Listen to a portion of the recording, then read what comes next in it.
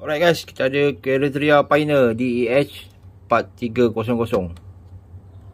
Okay, yang ni USB, AUX, FM Japan lah. Ada CD. So let's try test dulu. Oh, ada free CD.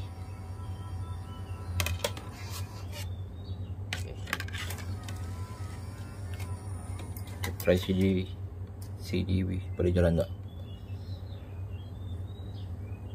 Okay, CD boleh jalan. So, equalizer.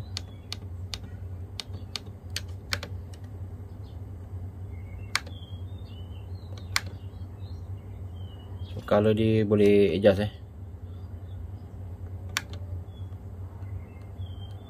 Sini punya color.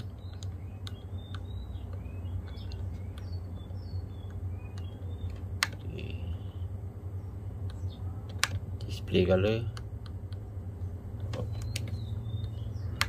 key color.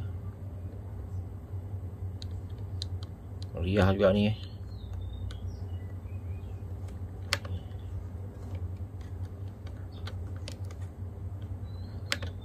Dim setting.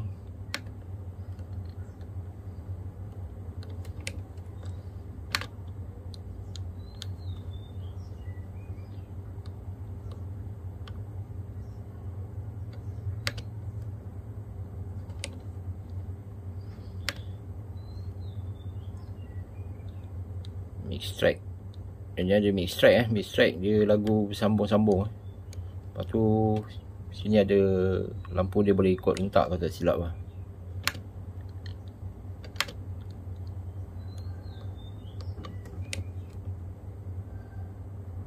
Subwoofer.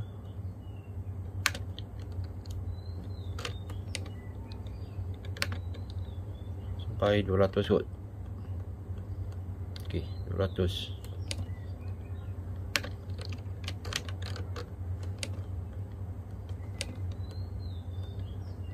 Guys, try masuk USB.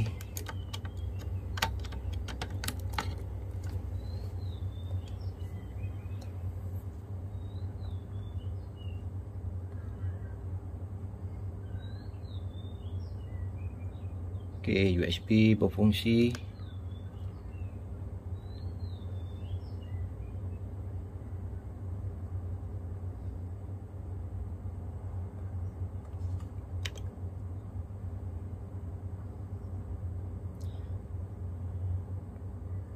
Ini mix track dia boleh ikut rentak muzik lampu dia. Ada lip-lap lah.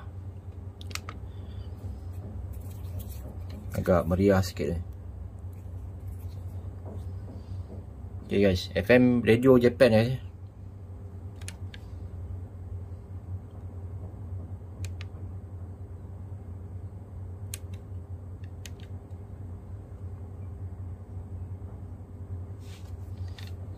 Okay, CD, USB, ada AUX. Okay, AUX ni boleh sambung dekat telefon lah, beli wire. Okay, kita tengok belakang dia guys. Okay, ni bahagian belakang dia. Wire original, tak potong. So ada satu lagi ni, auxiliary AUX, boleh masuk M lah. Okay, ni antena. Okay guys, berminat boleh order Pioneer DEH 4300.